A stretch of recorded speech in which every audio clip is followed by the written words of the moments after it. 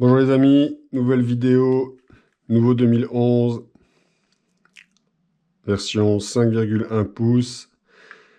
Donc là on peut dire qu'on est sur un custom level 3, même si le grip c'est qu'un coco, bah, ça reste un grip custom, hein, surtout avec le beau sticker qu'on a mis dessus là.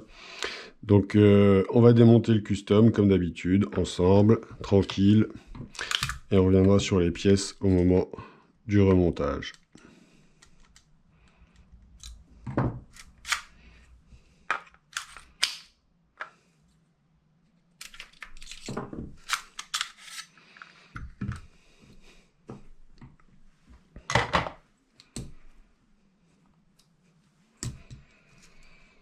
Donc ça c'est un custom que le client avait commencé à faire monter par un ami, tranquille, en genre level 1, sur une base goal match. Et puis il m'a demandé de compléter pour en faire un level 3 avec grip frame et full interne. Donc voilà, c'est ce que j'ai fait.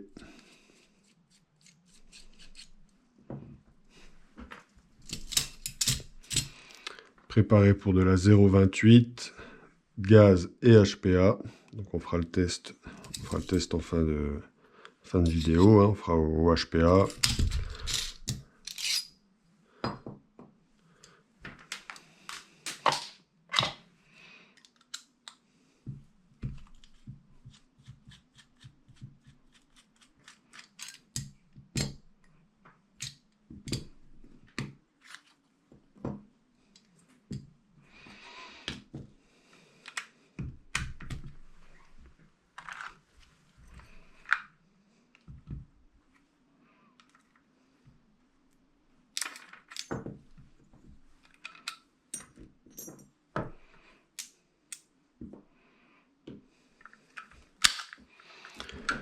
Alors,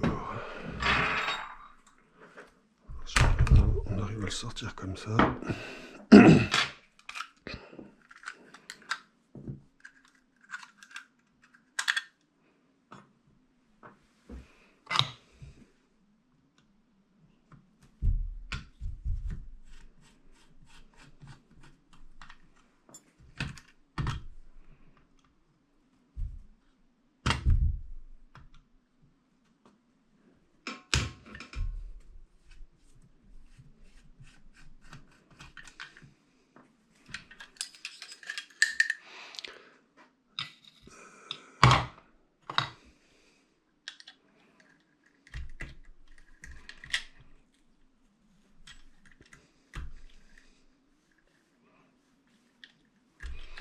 Alors, autant le pas de vis de l'arcade de ponté du grip Marui est merdique, autant le pas de vis de l'arcade de ponté du grip Coco, lui, est vraiment très efficace. Hein.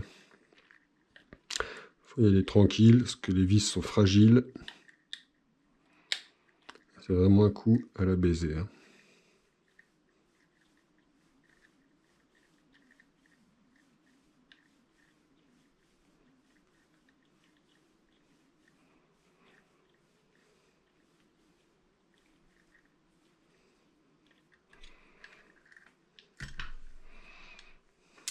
Voilà.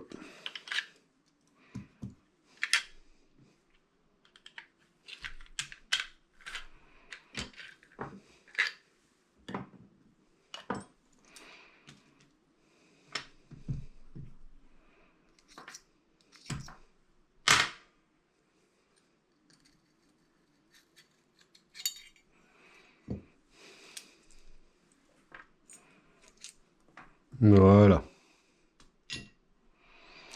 Alors on va commencer par le grip, justement. Grip Coco. Donc sur lequel on y a mis un stickers Iron Man. Très très joli stickers. Hein, donc fait par mon poteau et partenaire Goldfinger Custom. Vous pouvez le contacter sur son Instagram ou son Facebook, c'est Goldfinger Custom. Voilà, très très joli stickers, avec un vinyle vraiment très lisse, très brillant, protégé en surface par un vinyle transparent. Alors pour la mise en place, vous pouvez le décoller X fois, il recollera toujours très très bien, donc il n'y a pas de souci. Hein. Très très bon matos. En plus, ils sont vraiment pas mal centrés, hein, ce qui est pas facile. Voilà. Le trigger, on est sur un trigger donc puzzle, 2 parties. Une base noire et un trigger type Enos rouge sur un trigger bar Airsoft Masterpiece. Voilà, qui est ajusté. Hein. L'éjecteur de chargeur, c'est celui du Goldmatch Marui de base. Voilà.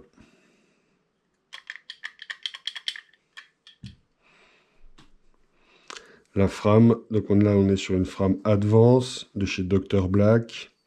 4.3, la numéro 1, en version Gold. Donc sans rail tactique. Hein. Mais bon, très très joli ici, voilà, avec un design un peu particulier hein, qu'on ne voyait pas avant sur les frames. Le marteau, on est sur un QB Infinity noir de chez Airsoft Masterpiece, en acier également. Très bonne action du marteau. Verrou de percuteur en inox JLP. Sur les grippes Coco, les grippes Marui, j'aime bien utiliser ce système de disconnexion. Sur les grippes alu, le disconnecteur, il a quelques petits soucis, il faut le reprendre, c'est un petit peu chiant, donc là je préfère les Coco, quoi. Mais sinon, hein, ça c'est très très bon matos aussi. Hein. Le disconnecteur et le verrou de percuteur JLP, vraiment top.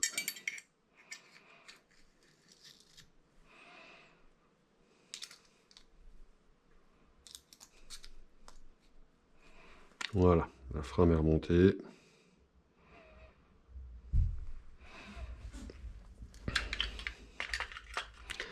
Alors j'avais un petit peu galéré à mettre les vis. De grippe.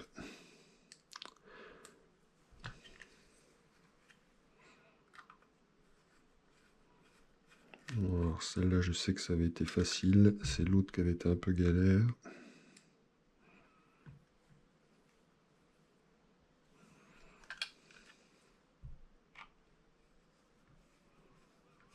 Impeccable.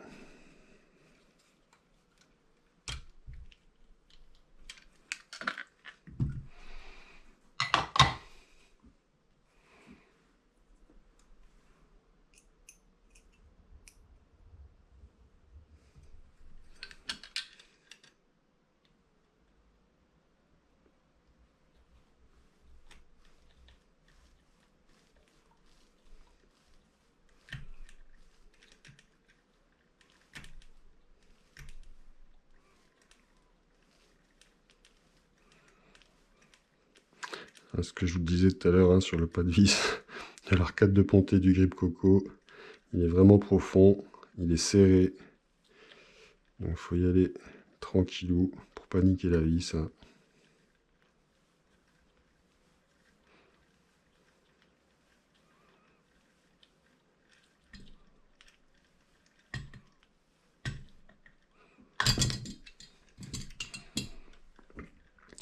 Pardon.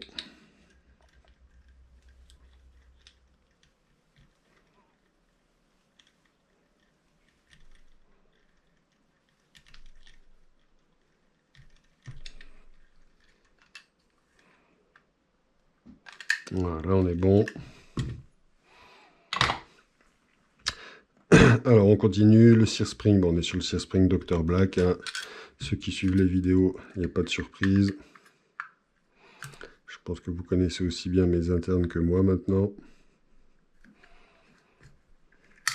Après je le dis, hein, je le répète, il suffit pas de passer les pièces dedans. Hein. Il y a souvent des ajustements à faire, hein, c'est ça la customisation. La sécurité de grip, hein, du Goldmatch Marui de base, noir. Alors qui est fragile hein, cette sécurité-là chez le Goldmatch, je ne sais pas pourquoi. Elle a souvent tendance à casser ici. Vraiment souvent. Je pense qu'il doit y avoir un défaut dans leur moule. Ça c'est des pièces moulées hein, qui ne sont pas usinées. Le ressort de marteau, ajustable et ajusté.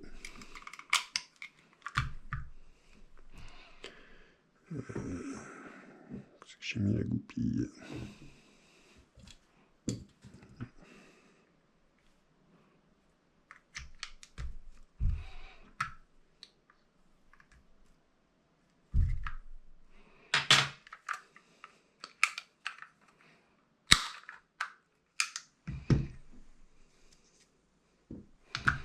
Le safety spring plugger, du Marui également.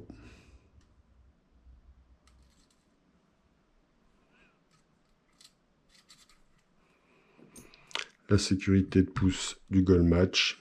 Donc la petite spécificité, c'est qu'elle est gold.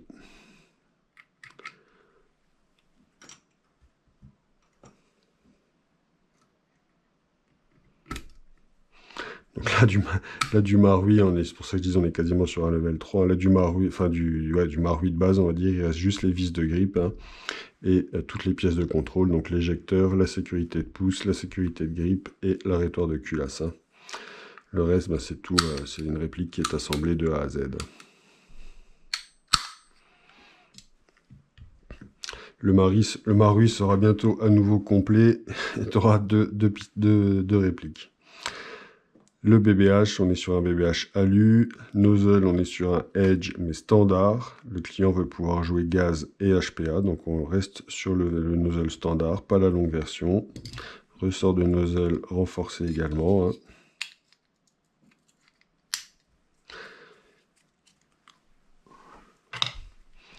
Alors la culasse, je vais vous la remontrer. Hein. On est sur une type 800 de chez Dr Black. Rouge.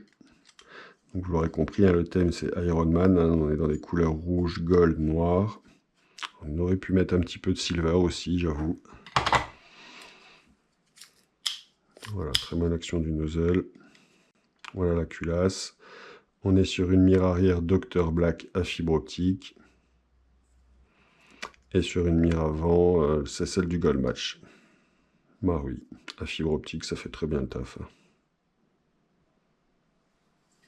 Voilà, ça c'est une culasse qui pèse dans les 50 grammes. 52 grammes, je crois. Je ne sais plus exactement.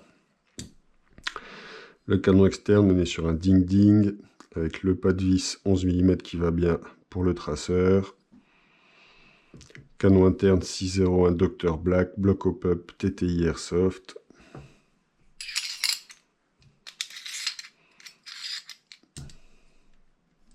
Le joint hop-up, là on est sur le Marui, hein, j'ai récupéré le Marui qui fait très bien le taf. Pour moi ça reste, ceux qui me connaissent le savent, hein, je l'utilise depuis que j'ai commencé le joint Marui, j'ai jamais décroché. C'est pour moi un des meilleurs joints du marché, hein, si ce n'est le meilleur. Tige guide acier, 2 parties, Airsoft Masterpiece Gold. Ressort de culasse renforcé. Là on lui met que 4 buffers, parce qu'on est sur un nozzle version standard. Je pense que 5 ça passerait, mais il peut y avoir des petits incidents de tir, des petits misfits, donc on reste sur 4 pour assurer le coup. Si le client veut que sa culasse se bloque, il a juste à enlever les 4 buffers. La culasse se bloquera en fin de chargeur, ça c'est pour quand il jouera gaz.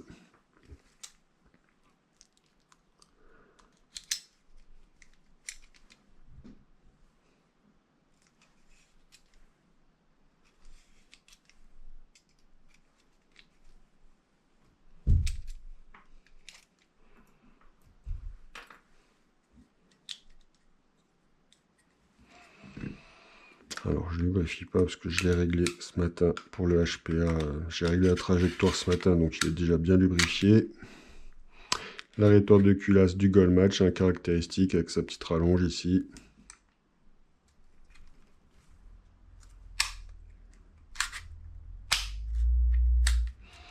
Là, on n'oublie pas de fixer le bloc hop-up à la frame. Je visse à fond et je redesserre un tout petit peu. Impec. Un support.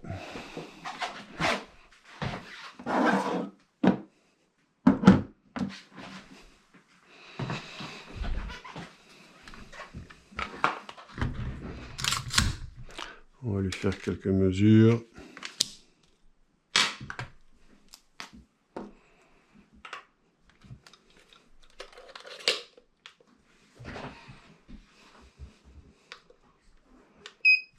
Alors, je l'ai réglé ce matin à la 0,28. Hein. Franchement, c'est hyper précis. Ça part vraiment très droit sur un bon 40 mètres, mais sans souci. Donc, tu vas pouvoir te faire plaisir. Hein. Je ne l'ai pas encore passé au chrony.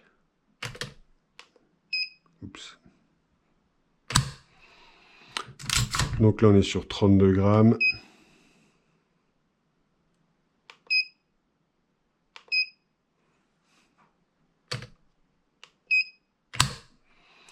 Là, on est sur 39 grammes.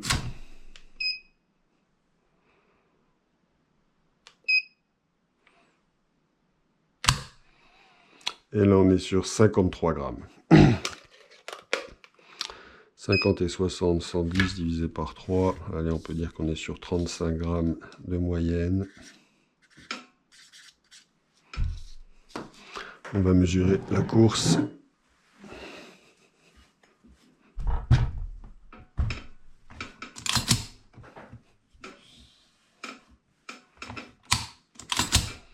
Donc là, je relâche mon trigger. Voilà, jusqu'à entendre le disconnecteur qui se met en place. Mon trigger est prêt à faire feu. Là, je suis sur un mur. Alors ça, c'est trigger Enos. Il faut que je le prenne bien à la base. Et on est sur 0,80 mm de course. J'avoue qu'à chaque fois, je remarque ça avec les triggers Airsoft Masterpiece Puzzle. J'arrive à faire des courses beaucoup plus courtes.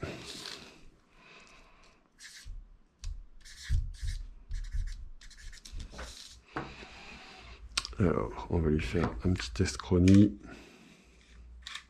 Et un petit test de bon fonctionnement. Voilà, je remonte le custom, très joli.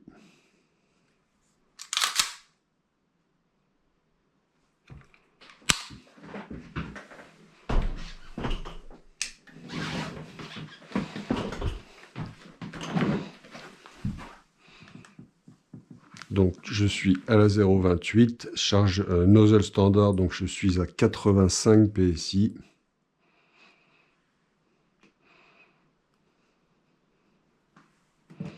Alors l'avantage du nozzle standard, c'est qu'il vous permet de jouer à une puissance plus basse avec votre régulateur. Donc vous risquez moins de dépasser le joule fatidique que beaucoup d'associations mettent en valeur max. Et le désavantage, c'est qu'on ne peut pas mettre autant de buffer qu'un nozzle longue version.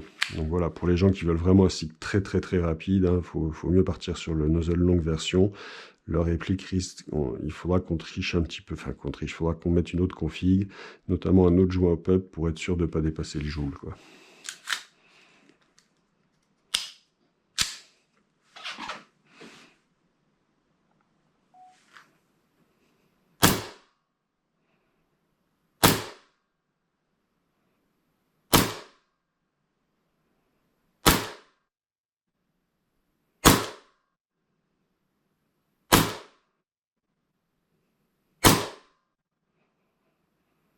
Donc là, on est en dessous du joule, 1,0, on ne dépasse pas les... Voilà, 0,977, c'est la plus grosse valeur que je vais faire sur 8 billes.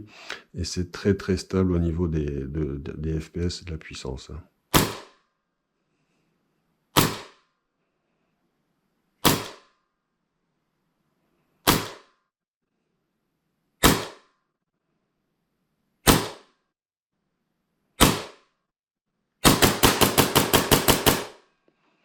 Voilà, donc 339 billes minutes.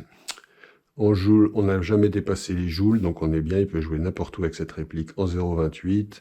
Et au niveau des FPS, vous voyez comme c'est stable, 271, 71, 72, 71, 72, 72, 70, 71, 74, 73, 75, 72, 73, 73, 73, 72. Très stable, impeccable. On va lui mettre... Ça, normalement, c'est de la traçante.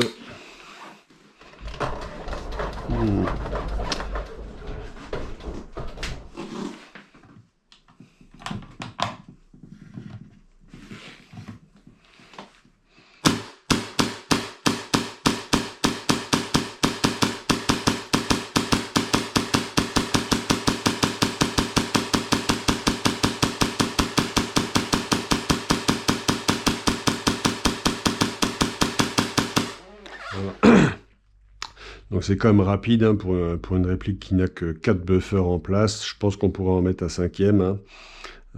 Ça, je verrai quand le client, je l'enverrai peut-être avec 5 et puis il fera des tests. Enfin, je verrai, je vais tester. Si ça passe bien avec 5, je vais en mettre 5. Il n'y a aucun misfeed.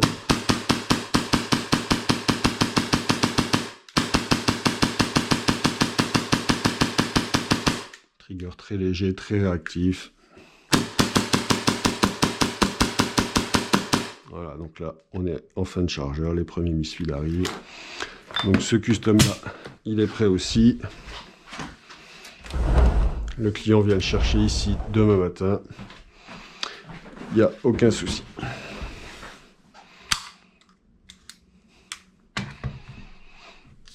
Donc on a dit qu'on était à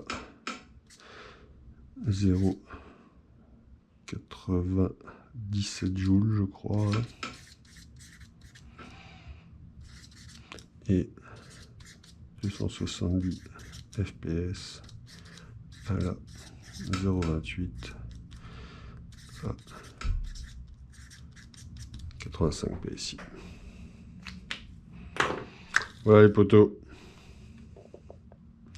Et ben je remercie tous les gens qui ont regardé cette vidéo. N'hésitez pas à mettre du com si ça vous plaît, si ça vous plaît pas.